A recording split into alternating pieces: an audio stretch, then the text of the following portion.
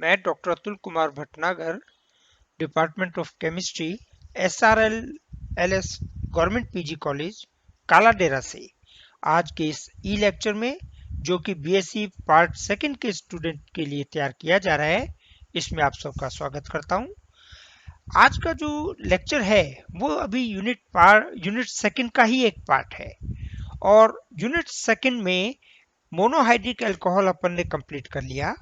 Next part जो है वो है डाईहाइड्रिक अल्कोहल। तो आज अपन इसमें लेंगे डाईहाइड्रिक अल्कोहल के method of preparation and properties, बनाने की विधियां और उसकी अभिक्रियाएं। ये आज का अपना टॉपिक रहेगा। सबसे पहली प्रिपरेशन जो अपन ले रहे हैं वो है एथिलीन से। जब एथिलीन को ठंडे क्षारीय KMnO4 परमैंगनेट का विलयन जो कहलाता है उससे क्रिया करवाते हैं तो एथिलीन ऑक्सीडाइज हो जाती है और ऑक्सीडाइज होकर एथिलीन ग्लाइकोल का निर्माण करती है। कैसे? सबसे स्मॉलेस्ट एथिलीन जो एथिलीन का फॉर्मूला है या सबसे स्मॉलेस्ट एल्कीन जो है वो है CH2 double bond CH2 ethylene. इसकी रिएक्शन अपन ने कराई एल्कलाइन KMnO4 से। जब एल्कलाइन KMnO4 से या क्षारीय परमैंगनेट के विलयन से अभिक्रिया कराते हैं तो एक अणु जल का और एक नेसेंट ऑक्सीजन, नवजात ऑक्सीजन का परमाणु रिएक्शन करता है। CH2 डबल बॉन्ड CH2, इसमें पाई बॉन्ड है वो टूट जाता है और एक OH समूह एक कार्बन से दूसरा OH समूह दूसरे कार्बन परमाणु से जुड़कर एक अणु ग्लाइकोल का बनाता है, एथिलीन ग्लाइकोल। इस अभिक्रिया की क्रियाविधि क्या है, कैसे रिएक्शन करता है ये, उसे अपन देखते हैं।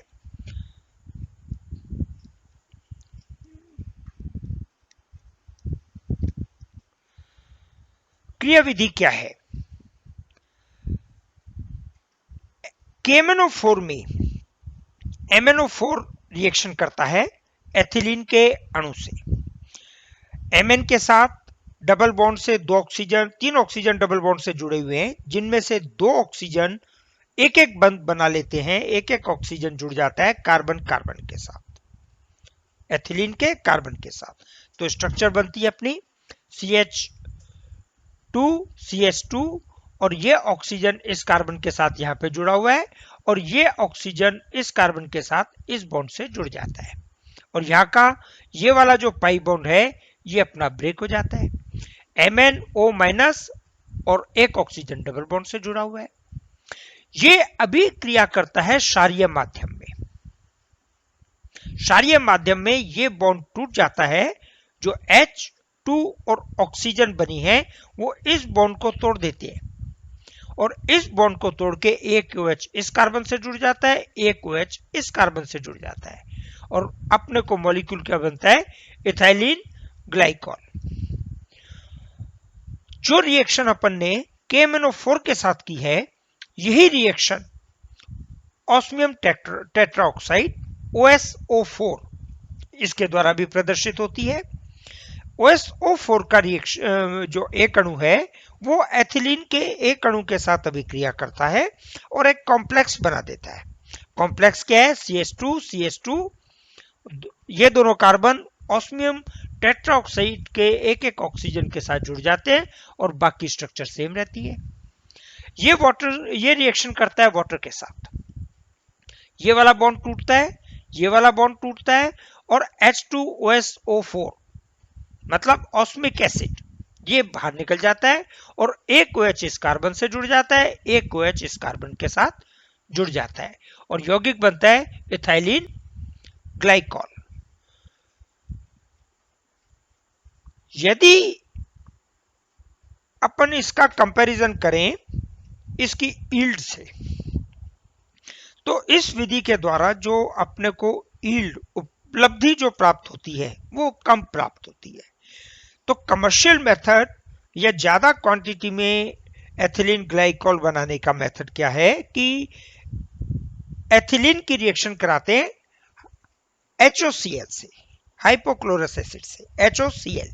तो HOCl का अणु टूटता है, एक कार्बन के साथ OH जुड़ता है और एक कार्बन के साथ में Cl जुड़ता है, तो कंपाउंड बनता है CH2Cl CH2OH। इसकी रिएक्शन कराई जाती है एक्वस सोडियम बाइकार्बोनेट के विलेन के साथ। जब सोडियम बाइकार्बोनेट के विलेन के साथ रिएक्शन कराते हैं तो NaCl बाहर निकल जाता है, OH उसकी जगह जुड़ जाता है और कार्बन डाइऑक्साइड गैस फॉर्म में बाहर निकल जाती है। और यह मेथड कहलाता है कमर्शियल मेथड, औद्योगिक विधि, जो उद्योग में इंडस्ट्री में जो काम में लिया जाता है वो मेथड ये वाला है ग्लाइकॉल बनाने का। नेक्स्ट प्रिपरेशन अपन इसकी ले तो वो है एथिलीन ब्रोमाइड से। एथिलीन ब्रोमाइड का सूत्र क्या है? CH2Br CH2Br। CH2Br CH2Br die bromide, दो ब्रोमीन जुड़े हुए हैं लगातार साथ वाले कार्बन परमाणु पे। एथिलीन में दो ही कार्बन है। इसकी रिएक्शन कराते हैं सोडियम कार्बोनेट और जल के साथ।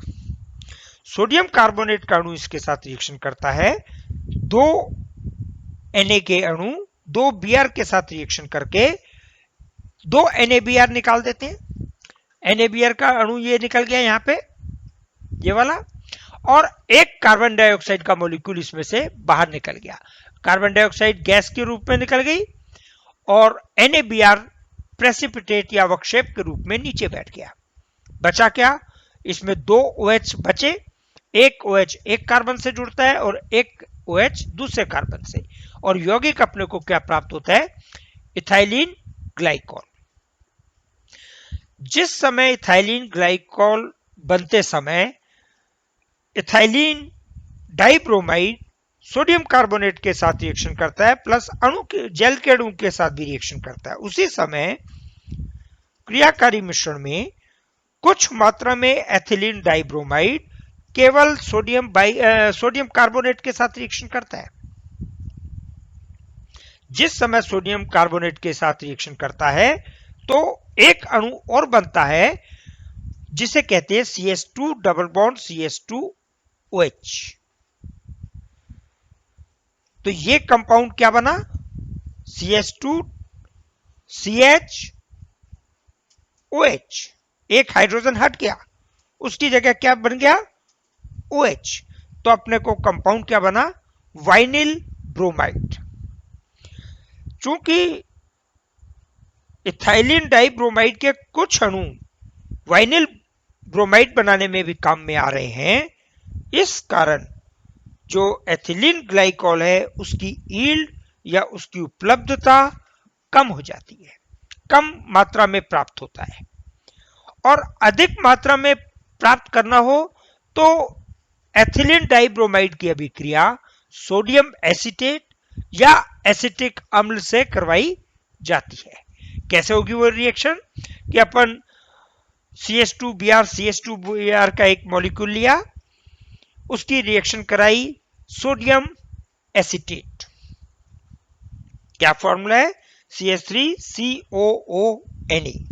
तो दो अणु CH3COONA मतलब सोडियम एसीटेट के काम में आते हैं, और ये दो अणु Br के साथ, ये दो Br, ये दोनों Br, ये रिएक्शन करते हैं इस सोडियम के साथ, और एक अणु एक से और एक अणु एक से कुल में अपने पास दो NaBr के अणु बाहर निकल जाते हैं।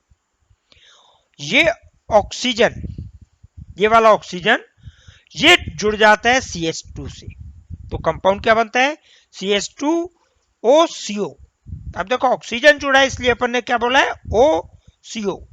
तो अणु बना CH2OCO CH3 CH2OCO CH3। इसकी रिएक्शन कराई जाती है जल के साथ, वाटर के मॉलिक्यूल से। तो वाटर के मॉलिक्यूल से रिएक्शन कराते हैं जब, तो ये वाला बॉन्ड टूटता है, ये वाला H ये इधर जुड़ जाता है और OH CH2 से यूं जुड़ जाता है। तो क्या बनता है? CH2OH CH2OH। और एसिटिक एसिड CH3COOH, ये मॉलिक्यूल अपना बाहर चला जाता है। ये जो नीचे वाला है ये वाला बॉन्ड ये भी टूटेगा, ये भी इसी तरीके से टूटेगा, हाइड्रोजन इधर जुड़ेगा और OH इधर जुड़ेगा। तो अपने पास इथाइलिन ग्लाइकोल का एक अणु मिला और दो अणु, ये दो अणु है, ये दो अणु एसिटिक एसिड के बाहर निकल गए। तो ये रिएक्शन क्या हुई, एसीटेट के साथ सोडियम सॉल्ट लिया एसिटिक अम्ल का। नेक्स्ट प्रिपरेशन है एथिलीन ऑक्साइड के साथ अभिक्रिया। एथिलीन ऑक्साइड का क्या फॉर्मूला है, CH2CH2O, मतलब दो सिरे वाले कार्बन परमाणुओं के साथ ऑक्सीजन जुड़ जाए तो ये एथिलीन ऑक्साइड क्रियाकारी मिश्रण में बनाया जाता है। कैसे बनाया जाता है, तो ethylene CH2 double bond CH2 इसकी रिएक्शन कराते हैं ऑक्सीजन के साथ। जब ऑक्सीजन के साथ सिल्वर की उपस्थिति में 200 से 400 डिग्री सेल्सियस टेम्परेचर पर गर्म किया जाता है तो ऑक्सीजन का एक अणु टूटता है दो परमाणुओं में, एक ऑक्सीजन एक और एक ऑक्सीजन दूसरा। ये क्रियाकारी मिश्रण में जो ऑक्सीजन बना ये रिएक्शन करता है एथिलीन के साथ और एथिलीन में CH2 डबल बॉन्ड CH2 का पाई बंध तोड़ देता है और दोनों कार्बन के साथ ऑक्सीजन बंध बना लेता है। तो एक साइक्लिक कंपाउंड बन गया एथिलीन ऑक्साइड।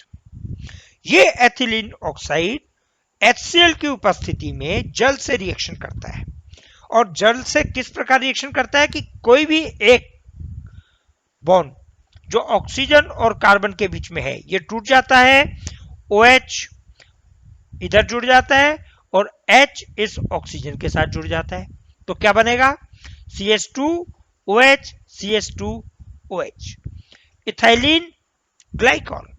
तो ये अपने बनाने की विधियां हैं किस चीज की, इथाइलिन ग्लाइकॉल की।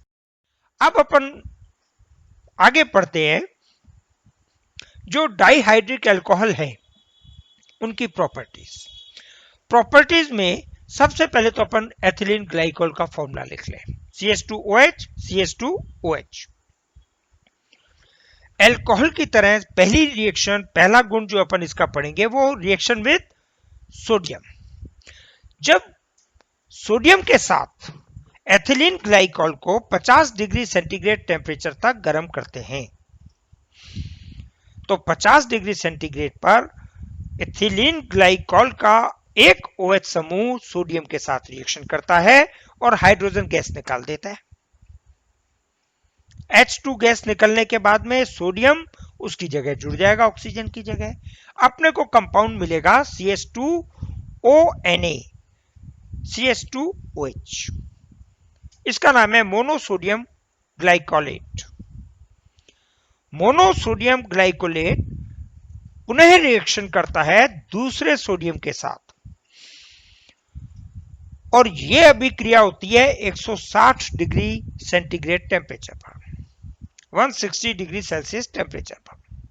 कंपाउंड क्या बनेगा, दूसरा सोडियम जो है वो दूसरे OH समूह के हाइड्रोजन को रिप्लेस कर देगा।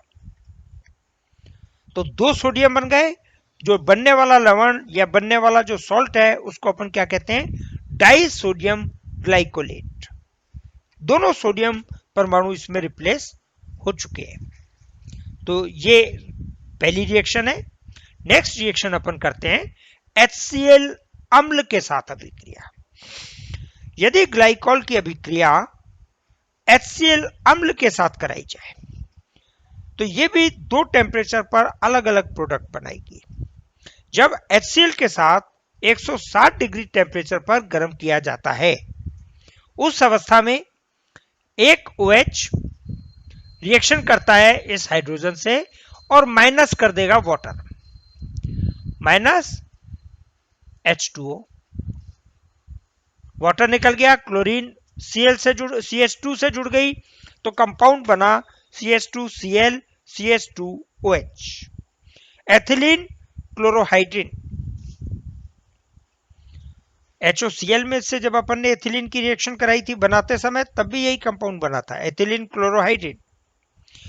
इस एथिलीन क्लोरोहाइड्रिन को पुनः गर्म करें 200 डिग्री सेल्सियस टेम्परेचर पर HCl की उपस्थिति में।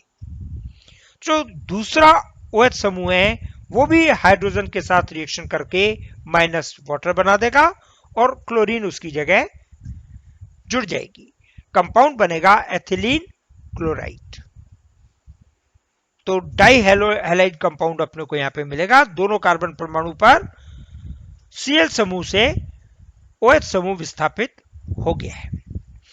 यदि हेलोजन कंपाउंडों के साथ यौगिक अभिक्रिया कराई जाए, फास्फोरस हैलाइड PCl5 PCl3, तो एथिलीन ग्लाइकॉल की PCl3 के साथ रिएक्शन करने पर एथिलीन क्लोराइड कंपाउंड मिलेगा। PCl3 के 2 क्लोरीन इसके 2 OH को रिप्लेस कर देंगे, बाई प्रोडक्ट अलग हो जाएंगे, मुख्य उत्पाद एथिलीन क्लोराइड अपने को प्राप्त होगा। लेकिन यदि यही अभिक्रिया PCl3 के बजाय Pi3 से कराए, फास्फोरस ट्राई आयोडाइड के साथ करवाए, तो उत्पाद अलग प्राप्त होता है। वो अलग क्या प्राप्त होता है कि पहले तो दोनों हाइड्रोक्सिल ग्रुप रिप्लेस होते हैं और आयोडीन उनकी जगह जुड़ जाते हैं, CH2I CH2I। अब एक चीज आप हमेशा ध्यान रखना, जब भी किसी यौगिक में 2 आयोडाइड समीपवर्ती साथ साथ वाले कार्बन परमाणुओं से जुड़ जाता है तो वो यौगिक अस्थायी हो जाता है। अस्थायी होने के कारण एक मॉलिक्यूल आयोडीन, ये आयोडीन और ये I मिलकर के एक मॉलिक्यूल I2 का बाहर निकाल देंगे और मुख्य उत्पाद बनेगा CH2 डबल बॉन्ड CH2, मतलब एथिलीन। इसका मतलब जब भी कभी किसी यौगिक में 2 हाइड्रोक्सिल ग्रुप साथ साथ जुड़े हुए हैं तो आयोडीन से अभिक्रिया करके उस अल्कोहल को असंतृप्त यौगिक में परिवर्तित किया जा सकता है। यह रिएक्शन आगे अपने कन्वर्जन में काम आएगी। नेक्स्ट रिएक्शन है, यदि एथिलीन ग्लाइकॉल की अभिक्रिया एसिटिक अम्ल से कराए, ऑर्गेनिक अम्ल से करवाए, तो एसिटिक अम्ल से जब अभिक्रिया कराएंगे तो एसिटिक अम्ल का ये वाला हाइड्रोजन, ये रिएक्शन करेगा OH से और वाटर मॉलिक्यूल निकाल देगा। एसिटिक अम्ल का ये ऑक्सीजन ये बंध बनाएगा कार्बन से, तो यौगिक क्या बनेगा, CH2O COCH3 और दूसरा CH2OH एज इट इज रहेगा। ये अभिक्रिया, ये प्रोडक्ट मतलब ग्लाइकॉल मोनोएसिटेट उत्पाद अपने को उस केस में प्राप्त होगा जब एक अणु एथिलीन ग्लाइकॉल की अभिक्रिया एक अणु एसिटिक अम्ल से करवाई जाए। लेकिन यदि अपन एसिटिक अम्ल की मात्रा बढ़ा दें, दुगनी कर दें, क्रियाकारी मिश्रण में 2 अणु एसिटिक एसिड डाल दें, उसकी अभिक्रिया एथिलीन ग्लाइकॉल से करवाएं और यह अभिक्रिया सांद्र सल्फ्यूरिक अम्ल की उपस्थिति में हो, तो अपने को जो यौगिक प्राप्त होगा वो ग्लाइकॉल डाई एसीटेट प्राप्त होगा। मतलब दोनों OH समूह अभिक्रिया करेंगे, दोनों OH समूह हटेंगे, कार्बन के साथ OCOCH3 दोनों कार्बन परमाणुओं के साथ जुड़ेगा, उत्पाद क्या बना, ग्लाइकॉल डाई एसीटेट। इसी प्रकार यदि इसकी अभिक्रिया इनऑर्गेनिक एसिड के साथ करवाए, इनऑर्गेनिक एसिड सांद्र नाइट्रिक अम्ल और सांद्र सल्फ्यूरिक अम्ल का मिश्रण लें, जिसे क्या कहते हैं, नाइट्रीकरण मिश्रण। जब सांद्र सल्फ्यूरिक एसिड और सांद्र HNO3 का मिश्रण लिया जाता है तो नाइट्रो समूह इसमें जुड़ता है। CH2OH का हाइड्रोजन हटता है और उसके साथ जुड़ जाता है NO2, कंपाउंड बनेगा डाइनाइट्रेट, डाइनाइट्रेट लवण। ये अपने को उत्पाद के रूप में प्राप्त होगा। इसके बाद अपन आगे अभिक्रिया लें। यदि अल्कोहल की अभिक्रिया टरथैलिक अम्ल के साथ करवाई जाए, टरथैलिक अम्ल क्या है कि जब बेंजीन वल्ले में दो कार्बोक्सिलिक समूह पैरा पोजीशन पर जुड़े हो, बेंजीन वल्ले उसमें एक COOH समूह जुड़ा हुआ है और पैरा पोजीशन पर दूसरा, इसकी अभिक्रिया करवाई जाए तो अपने को जो उत्पाद प्राप्त होता है वो बहुलीकरण का उत्पाद प्राप्त होता है, जिसे आपने बहुत ज्यादा यूज भी किया है और उसका नाम है टेरिलीन। ये स्ट्रक्चर है टेरिलीन का। टेरिलीन की जो रिएक्शन है उस रिएक्शन में आप देखेंगे कि जो अभिक्रिया हो रही है वो किसके बीच में हो रही है? ये एक अणु एथिलीन ग्लाइकोल का CH2OH CH2OH, ये बीच में अपन ने अणु लिखा है टरथैलिक एसिड का और इधर लिखा है अपन ने दूसरा मॉलिक्यूल। इनके n मॉलिक्यूल रिएक्शन कर सकते हैं। एक टरथैलिक एसिड का मॉलिक्यूल यहां जुड़ता है, एक टरथैलिक एसिड का मॉलिक्यूल यहां जुड़ता है और ये इस प्रकार से एक लंबी चेन बन जाती है और ये n अणु इथाइलिन ग्लाइकोल के रिएक्शन करते हैं n अणु टरथैलिक एसिड के मॉलिक्यूल से। तो n मॉलिक्यूल वाटर का निष्कासन हो जाता है। कैसे होगा कि एक मॉलिक्यूल वाटर का जो है वो यहां से निकला, एक मॉलिक्यूल वाटर का यहां से निकला दूसरे मॉलिक्यूल के साथ, एक मॉलिक्यूल वाटर का यहां से निकला और एक मॉलिक्यूल वाटर का यहां से अलग हो गया। तो यहां से ऑक्सीजन अलग हो गया, यहां पे ऑक्सीजन अलग हो गया, बीच में टरथैलिक एसिड का मॉलिक्यूल जुड़ गया। क्या कंपाउंड बना? स्ट्रक्चर, बेसिक स्ट्रक्चर क्या बना? OCH2 CH2O, ये जुड़ गया CO से क्योंकि ये OH हट गया, ये वाला OH हट गया, तो ये CO बेंजीन वाले, फिर CO, फिर O CH2 CH2O, और ये अपन ने होल ब्रैकेट लगा दी कि इस यूनिट के n यूनिट जुड़ी हुई है आपस में और इस कंपाउंड का नाम जो है वो क्या है? टेरिलीन। ये पॉलीमराइजेशन की, बहुलीकरण की एक अभिक्रिया है जो ग्लाइकोल प्रदर्शित करता है और एक यूजफुल कंपाउंड बनता है टेरिलीन। बहुत उपयोगी कंपाउंड रहा है, कपड़े उद्योग में इसका बहुत उपयोग हुआ है। नेक्स्ट रिएक्शन है ऑक्सीडेशन की अभिक्रिया या ऑक्सीकरण की अभिक्रिया। यदि एथिलीन ग्लाइकोल का ऑक्सीकरण तनु HNO3 से करवाया जाए तो मुख्य रूप से दो उत्पाद मिलते हैं, एक मिलता है ग्लाइकोलिक एसिड और दूसरा मिलता है ऑक्जेलिक एसिड। और ये दो कंपाउंड बनने के बीच में कई कंपाउंड बनते हैं जिनके माध्यम से होते हुए ये दो अपने को यौगिक अल्टीमेटली प्राप्त होते हैं। पूरी अभिक्रिया आपसे पूछी जाती है कि ग्लाइकोल का ऑक्सीकरण की अभिक्रिया का वर्णन करो और शॉर्ट नोट में पूछा जाता है, टिप्पणी में आपको कंप्लीट रिएक्शन देनी है। सीधा ग्लाइकोलिक एसिड या ऑक्जेलिक एसिड लिखने से काम नहीं चलेगा। ग्लाइकोल का अणु अपन ने ऑक्सीडेशन के लिए ब्रैकेट में ऑक्सीजन दिखा दिया, इसका मतलब ऑक्सीकरण की अभिक्रिया हो रही है। अभिक्रिया तनु HNO3 की उपस्थिति में हो रही है। तो सबसे पहले तो एक CH2OH समूह जो अल्कोहल समूह है ये कन्वर्ट होगा किसमें? एल्डिहाइड में। ये एल्डिहाइड में कन्वर्ट हो, तो कंपाउंड बना CHO, CH2OH किसमें कन्वर्ट होगा? CHO CH2OH। कंपाउंड का नाम है ग्लाइकोल एल्डिहाइड। ग्लाइकॉल एल्डिहाइड का दो रस्तों पे दो तरीके से ऑक्सीडेशन हो सकता है कि एक ऑक्सीडेशन तो ये हो सकता है कि एल्डिहाइडिक समूह कन्वर्ट हो जाए अम्ल समूह में। जब अम्ल समूह में कन्वर्ट होगा तो अपने को क्या मिलेगा? Glycolic acid. सूत्र क्या है? COOH। CHO समूह किस में कन्वर्ट हो गया? COOH में। तो COOH CH2OH।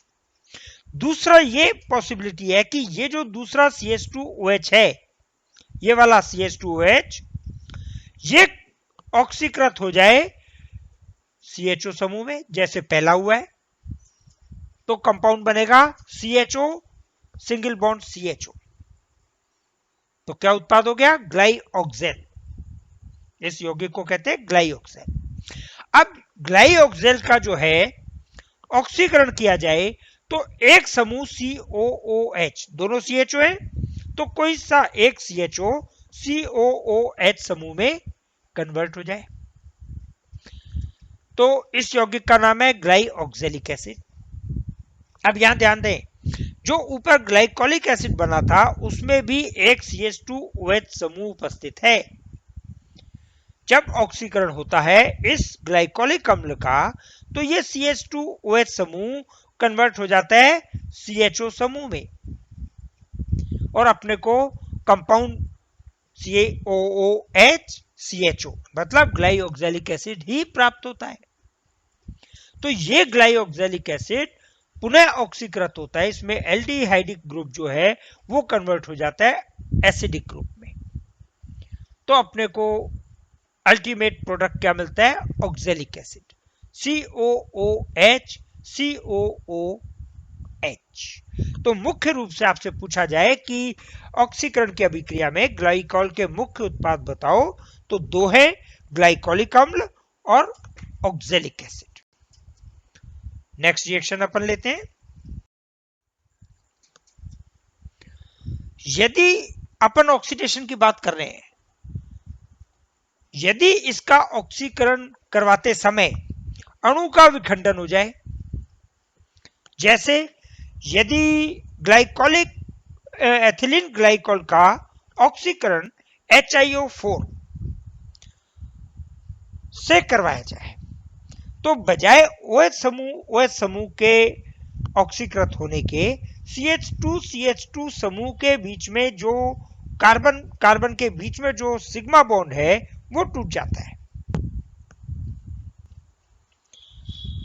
दोनों ऑक्सीजन में से एक एक हाइड्रोजन, ये जो CH2OH हाइड्रोक्सिल ग्रुप है उसका एक हाइड्रोजन और ये हाइड्रोजन, ये बाहर निकल जाते हैं, ऑक्सीजन की वैलेंसी फ्री हो जाती है।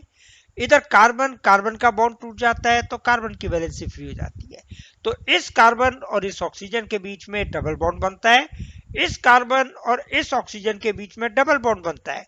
यौगिक क्या मिलता है? फॉर्मल्डिहाइड HCHO या CH2OH CH2O plus CH2O, HiO3 और वाटर का मॉलिक्यूल बाहर निकल जाता है। यही रिएक्शन HiO4 के अतिरिक्त लेड एसीटेट का टेट्रा एसीटेट लिया जाए, डाई एसीटेट नहीं टेट्रा एसीटेट, कि एक लेड के साथ में 4 एसीटेट के समूह के जुड़े हुए हैं CH3COO माइनस, उससे इसका ऑक्सीकरण कराया जाए तो सेम अभिक्रिया रिपीट होगी। जल के बजाय यहां क्या निकल जाएगा? एसिटिक अम्ल। दो मॉलिक्यूल CH3COOH के निकल जाएंगे, जो लेड टेट्रा एसीटेट था, 4 एसीटेट के समूह लेड के साथ जुड़े हुए थे, वो 2 रह जाएंगे और दोनों हाइड्रोजन इसके हट जाएंगे। यौगिक फॉर्मल्डिहाइड बनेगा और ये अभिक्रिया कहलाती है ऑक्सीकरण विखंडन, कि ऑक्सीकरण तो हो रहा है लेकिन मॉलिक्यूल के विखंडन से हो रहा है। अब तीसरी रिएक्शन कि ये विखंडन तो हो, लेकिन विखंडन यदि एसिडिक पोटेशियम डाइक्रोमेट के सॉल्यूशन से करवाई जाए K2CrO7 से, अम्लीय माध्यम में तो नेसेंट ऑक्सीजन बनेगी, नवजात ऑक्सीजन, और वो इस फॉर्मल्डिहाइड को पुनः ऑक्सीकृत कर देगी और क्या बना देगी, एल्डिहाइड को एसिड में। तो उत्पाद क्या मिलेगा, फॉर्मिक एसिड, HCOOH। इसके दो अणु अपने को प्राप्त होंगे। तो ये फॉर्मिक एसिड का रिएक्शन हो गई। अब अपन बात करें कि इसकी ऐसी अभिक्रिया करें, दो OH अपने पास, दो OH समूह जुड़े हुए हैं इथाइलिन ग्लाइकॉल में, OH OH, और इसमें से पास पास वाले कार्बन परमाणु से जुड़े होने के कारण इनका एक अणु जल का आसानी से निकाला जा सकता है। तो उस अभिक्रिया को क्या कह देते हैं, निर्जलीकरण की, डिहाइड्रेशन, पानी का अणु निकलना। तो आप ये देखें ग्लाइकॉल में ये OH ये रिएक्शन करता है इस H से, अपन ने लाल स्याही से प्रदर्शित किया है।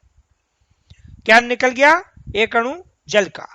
अभिक्रिया किसकी उपस्थिति में हुई, जिंक क्लोराइड की, जो कि एनहाइड्रस कंपाउंड कहलाता है, जल का अणु निकाल देता है। कभी कभी अभिक्रिया सल्फ्यूरिक अम्ल का भी उपयोग किया जाता है डिहाइड्रेशन के लिए, लेकिन ये अभिक्रिया अपन कर रहे हैं जिंक क्लोराइड की उपस्थिति में। तो ये अणु निकलते ही जल का इस कार्बन के बीच में डबल बॉन्ड बन गया।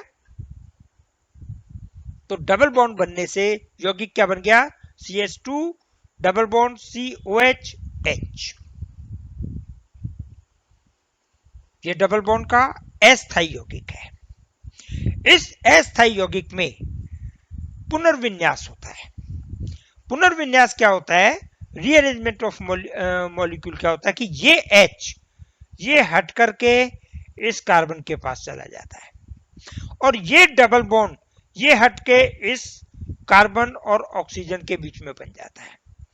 जब कार्बन और ऑक्सीजन के बीच में डबल बॉन्ड बनता है तो यौगिक क्या बनता है, CH3CHO, एसिटल्डिहाइड। और ये यौगिक एसिटल्डिहाइड जो यौगिक बना है ये इसकी तुलना में अधिक स्थायी है, और ये इसीलिए अधिक स्थायी यौगिक बनता है, इसीलिए यौगिक में अणुओं का पुनर्विन्यास होता है। ये अभिक्रिया है निर्जलीकरण की अभिक्रिया। आगे और निर्जल वो कौन सी अभिक्रियाएं हैं कि एक मॉलिक्यूल के बजाय दो मॉलिक्यूल रिएक्शन करें। अभी मैंने कहा कंसंट्रेट H2SO4 भी यूज कर सकते हैं। जब जिंक क्लोराइड यूज करते हैं तो सिर्फ एक अणु के बीच अभिक्रिया होती है। यदि सांद्र सल्फ्यूरिक अम्ल की उपस्थिति में रिएक्शन कराई जाए तो दो अणु आपस में क्रिया करते हैं। एक अणु का OH दूसरे अणु का H, इसी प्रकार दूसरे कार्बन परमाणु पर एक अणु का OH दूसरे का H, मिलकर दो अणु जल के निकाल देते हैं और यौगिक प्राप्त होता है 1,4-डाइऑक्सेन।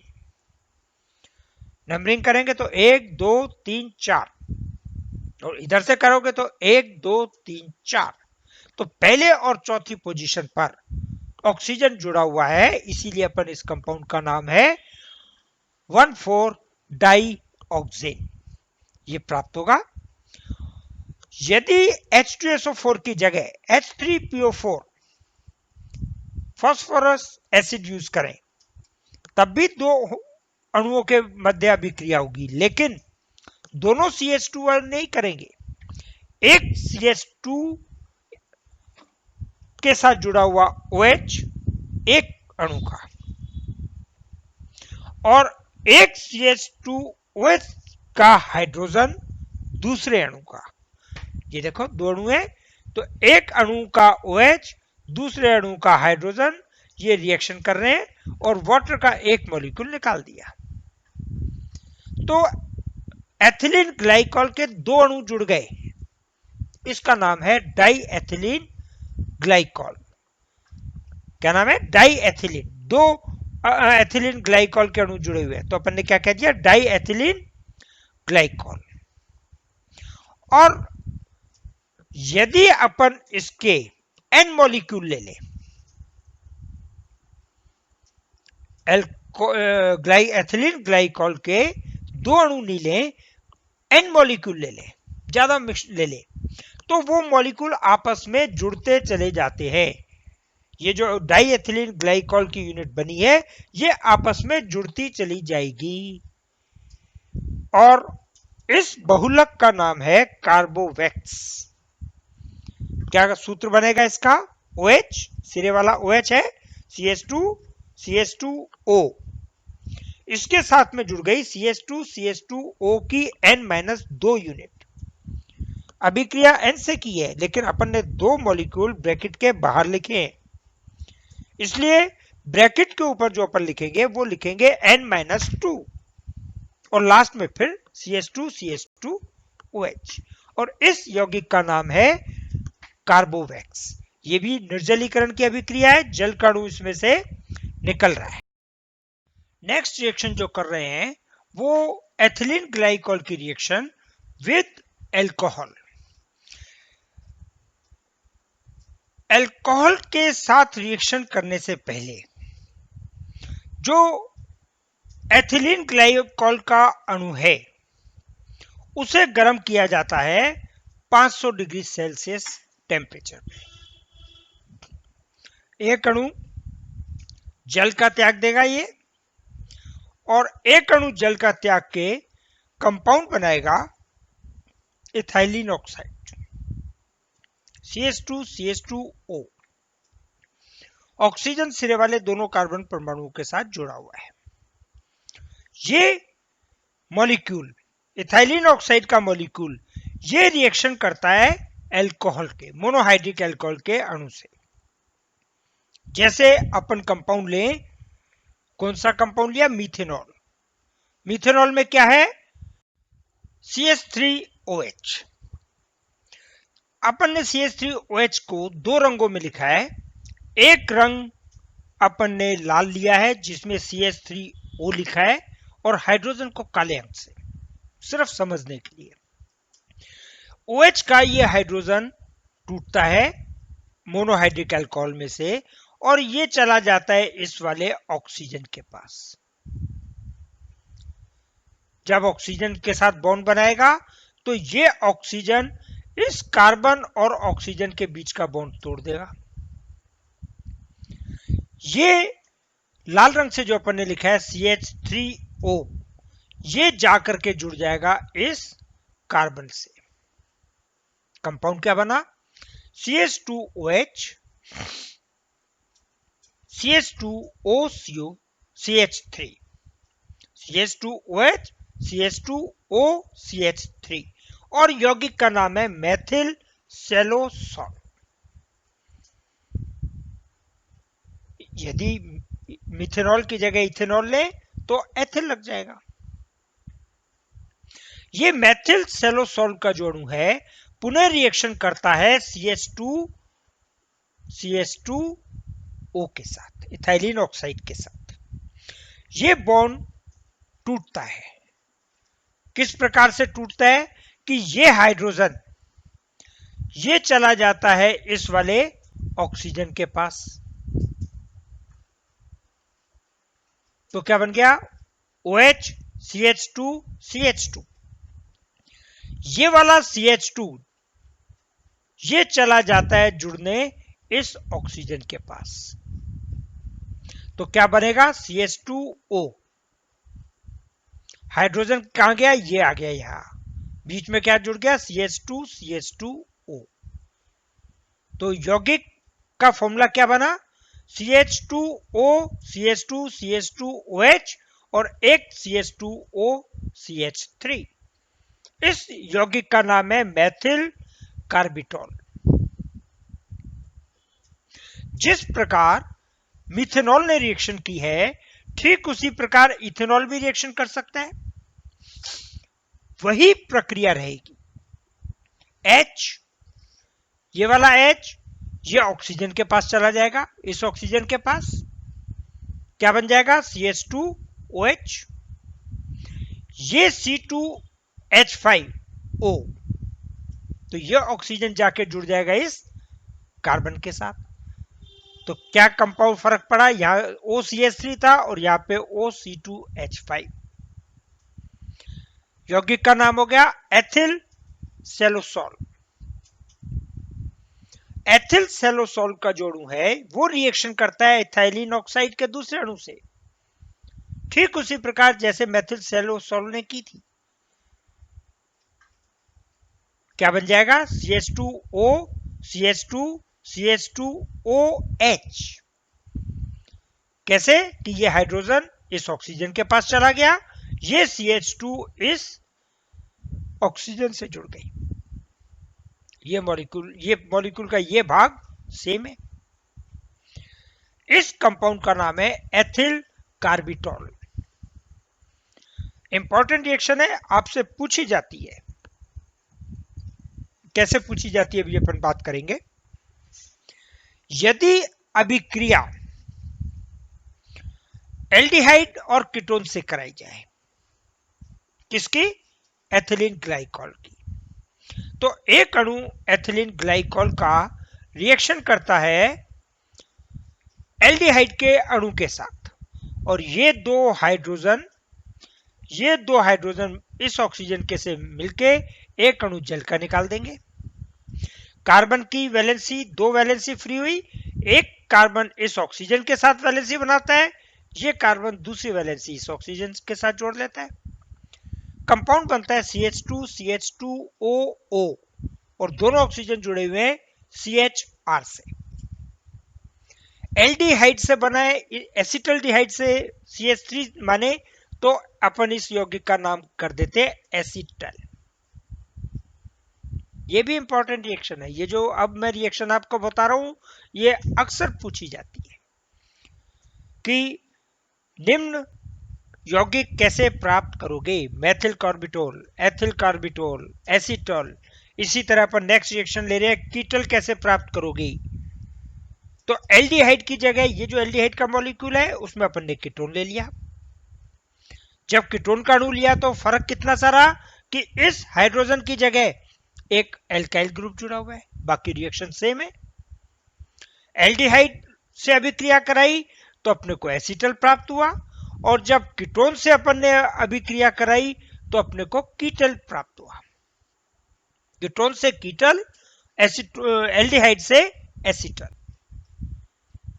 और ये आपसे पूछी जाती है रिएक्शन, इंपॉर्टेंट रिएक्शंस में से है।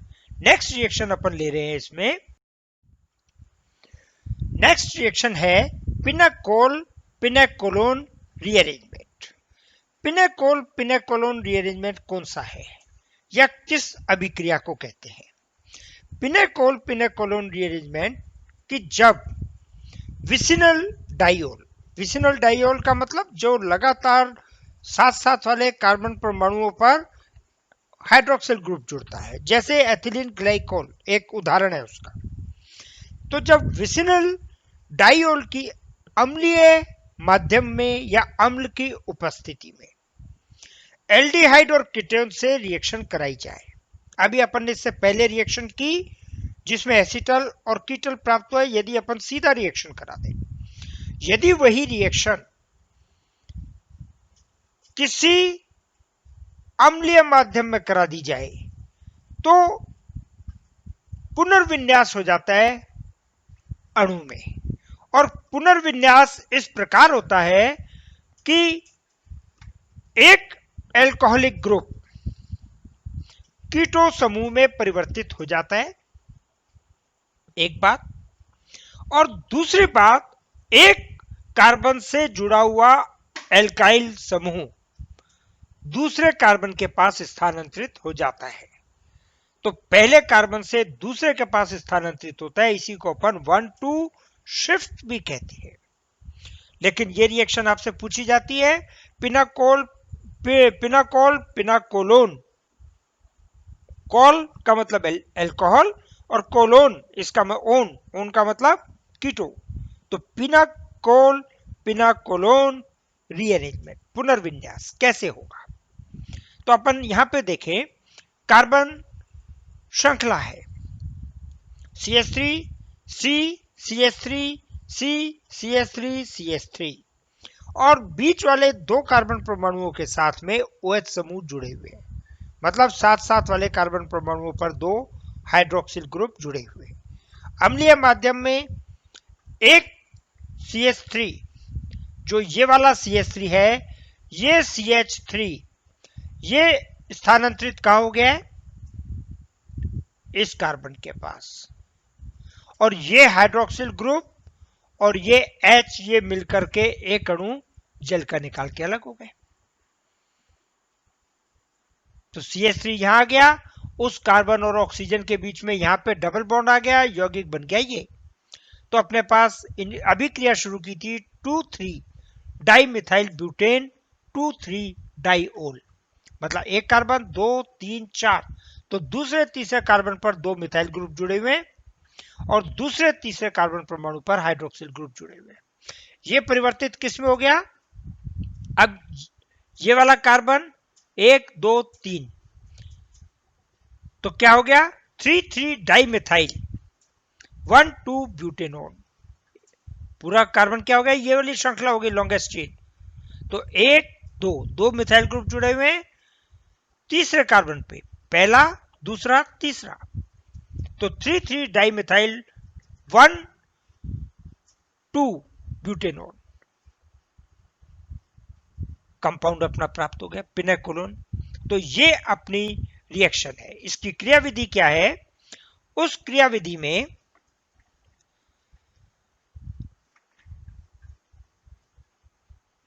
ये यौगिक, इसकी रिएक्शन अम्लीय माध्यम में हुई। अम्लीय माध्यम में ये hydrogen H plus ion proton ये जाकर के जुड़ गया एक ऑक्सीजन के साथ, OH के। तो क्या बन गया? OH2, हाइड्रोजन का चार्ज ऑक्सीजन पे आ गया प्लस आवेश। ये वाटर मॉलिक्यूल इसमें से अलग हो गया। ये जब अलग हुआ तो ये जो चार्ज था वो इस कार्बन पे चला गया। तो क्या बना? CH3 C CH3 OH और इस पे क्या आ गया? Positive charge, carbonium ion. अब कार्बोनियम आयन बना तो इस कार्बोनियम आयन में ये मिथाइल समूह, कौन सा? ये वाला मिथाइल समूह, ये चला जाता है इस कार्बन के पास और ये आवेश स्थानांतरित हो जाता है इस कार्बन के पास। 1 2 शिफ्ट, 1 2 मिथाइल शिफ्ट।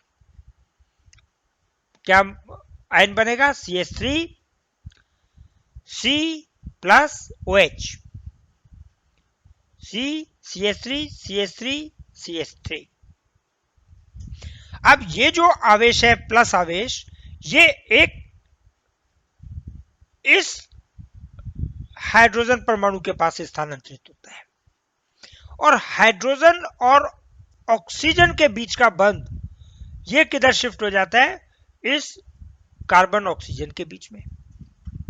तो माइनस H आयन क्या बन गया? CH3 C double bond O C CH3 CH3 CH3। तो कंपाउंड क्या बन गया अपना? पिनेकोलोन। तो ये यौगिक आपका पिनेकोलोन बना और इसी अंतर परिवर्तन को अपन पिनेकोलोन पुनर्विन्यास या रीअरेंजमेंट कहते हैं। आपसे पूछा जाता है, टिप्पणी लिखो पिनेकोलोन पुनर्विन्यास पे। इसी में अपन आगे ले रहे हैं, यदि मिथाइल ग्रुप की जगह किसी कार्बन से फिनाइल ग्रुप जुड़ा हुआ, जैसे पिनेकोलोन का ही दूसरा एग्जाम्पल अपन ले रहे हैं। इस एग्जाम्पल में अपन ने जो कंपाउंड लिया है उस कंपाउंड में 2 मिथाइल ग्रुप जो अपन ने लिए थे पहले पिनेकोल में, वो रिप्लेस हो गए फिनाइल समूह से। CH3 को अपन ने रिप्लेस कर दिया C6H5 से। तो कंपाउंड का नाम हो गया डाइफिनाइल डाइमिथाइल ग्लाइकॉल। ये CH2 CH2 OH OH, तो 2 मिथाइल ग्रुप जुड़े हुए हैं, दो फिनाइल ग्रुप जुड़े हुए हैं। ये कंपाउंड भी अम्लीय माध्यम में पिनेकोल पिनेकोलोन रीअरेंजमेंट शो करता है कि ये H आयन की उपस्थिति में अभिक्रिया हो रही है। H आयन ठीक उसी प्रकार OH2 के पास जाएगा। ठीक है, OH2 के पास OH के साथ जुड़ के OH2 बनाएगा, लेकिन अपने पास दो OH समूह है सामने। एक OH समूह ऐसे कार्बन से जुड़ा हुआ है जिससे मिथाइल ग्रुप जुड़े हुए हैं, और एक OH समूह ऐसे कार्बन से जुड़ा हुआ है जिसके साथ दो फिनाइल ग्रुप जुड़े हुए हैं। ऐसी परिस्थिति में जो प्रोटॉन है वो उस कार्बन वाले हाइड्रोक्सिल समूह के पास जाएगा जिससे फिनाइल ग्रुप जुड़े हुए हैं। ऐसा क्यों करेगा कि OH समूह के साथ हाइड्रोजन जुड़ा और एक मॉलिक्यूल जल का अणु बाहर निकाल दिया, ये निकल गया। ये कार्बन, ये जो आवेश है वो इस कार्बन परमाणु के पास चला गया। कार्बोनियम आयन क्या बना, ये वाला। अब सपोज करो इस वाले OH के साथ जुड़ता तो आवेश कहां जाता है, इस कार्बन के पास। जब इस कार्बन के पास आवेश जाता तो दो CH3 ग्रुप जुड़े हुए हैं जिनके साथ ये धन आवेश अनुनाद नहीं कर सकता। अब जिस पोजीशन पर है, मतलब इस वाले कार्बन परमाणु से या उस कार्बन परमाणु से जिसके साथ दो फिनाइल ग्रुप जुड़े हुए हैं, OH समूह रिमूव होगा, हाइड्रोजन कार्बन के पास प्लस आवेश जाएगा, वो प्लस आवेश बेंजीन वल्ले के साथ अनुनाद प्रदर्शित कर सकता है, और जब अनुनाद प्रदर्शित करेगा तो ये वाला कार्बोनियम आयन अधिक स्थायी हो जाएगा। इसीलिए अम्लीय माध्यम में हाइड्रोजन उस OH समूह के साथ जुड़ेगा जिसके साथ कार्बन परमाणु के साथ फिनाइल समूह जुड़ा हुआ है। फलस्वरूप अपने पास एक कार्बोनियम आयन बनेगा, ये वाला कार्बोनियम आयन। इस कार्बोनियम आयन में ये जो CH3 समूह है अपन ने पिंक कलर से प्रदर्शित किया है, ये आ जाएगा इस कार्बन के पास, और ये धन आवेश आ जाएगा इस कार्बन, और 1 to 2 मिथाइल शिफ्ट हो जाएगी। एक कार्बन से साथ वाले कार्बन परमाणु पर मिथाइल शिफ्ट हो गया, पुनर्विन्यास हो गया, रीअरेंजमेंट हो गया। और यहां से इस कार्बन परमाणु से ये आवेश इस हाइड्रोजन के पास चला जाएगा और डबल बॉन्ड इन कार्बन और ऑक्सीजन के मध्य बन जाएगा, और अपने को कंपाउंड क्या मिलेगा, रीअरेंजमेंट का। तो रीअरेंजमेंट का अपने पास कंपाउंड बना, पिनेकोलोन का कंपाउंड प्राप्त हुआ। नेक्स्ट रिएक्शन है कि पिनेकोलोन के बजाय सेमी पिनेकोलोन पुनर्विन्यास क्या होता है। सेमी पिनेकोल रीअरेंजमेंट किस अभिक्रिया को कहेंगे, तो ये अभिक्रिया तीन तरह के यौगिक शो करते हैं। यदि किसी यौगिक में इस OH की जगह NH2 आ जाए, अमीनो समूह जुड़ जाए, इस OH की जगह Br जुड़ जाए, इस OH की जगह आयोडीन जुड़ जाए। यदि NH2 जुड़ जाए और उसकी रिएक्शन अपन HNO3 से करवा दे, तो HNO3 से करवाने पर नाइट्रोजन गैस निकल जाएगी और यह समूह टूट जाएगा, एक मॉलिक्यूल वाटर का निकल जाएगा, इस कार्बन पे धनावेश बन जाएगा जो ये वाला कार्बोनियम आयन बना। इसी प्रकार यदि Br समूह जुड़ा हुआ है, ब्रोमाइड जुड़ा हुआ है, और उसकी रिएक्शन Ag2O सिल्वर ऑक्साइड से करवा दे, तो AgBr निकल जाएगा और इस कार्बन पर धनावेश आ जाएगा, पुनः ये वाला कार्बोनियम आयन बनेगा। और यदि आयोडीन है और उसकी रिएक्शन मरकरी ऑक्साइड HgO के साथ करवा दे, तो HgI2 निकल जाएगा और ये यौगिक किस में कन्वर्ट हो जाएगा, इस कार्बोनियम आयन में। तो इन तीनों की रिएक्शन से जो कार्बोनियम आयन बना वो कॉमन बना, और ये वही बना जो पिनेकोलोन वाली रिएक्शन में, पहली रिएक्शन में अपन ने देखा है। आगे की रिएक्शन कॉमन है, बिल्कुल उसी तरीके से होगी। CH, ये जो प्लस आवेश है ये इस कार्बन पे चला जाएगा, और ये CH3 जो समूह है ये आके इस कार्बन से जुड़ जाएगी। तो क्या बना अपने को? CH3 COH C CH3 CH3 CH3। इस यौगिक में ये हाइड्रोजन ये आवेश इस हाइड्रोजन पे चला जाएगा, और इन दोनों कार्बन और ऑक्सीजन के बीच में डबल बॉन्ड आ जाएगा, ये कंपाउंड प्राप्त होगा अपने को, पिनाकोलोन। ये रिएक्शन सेमी पिनाकोल रीअरेंजमेंट के नाम से जानी जाती है।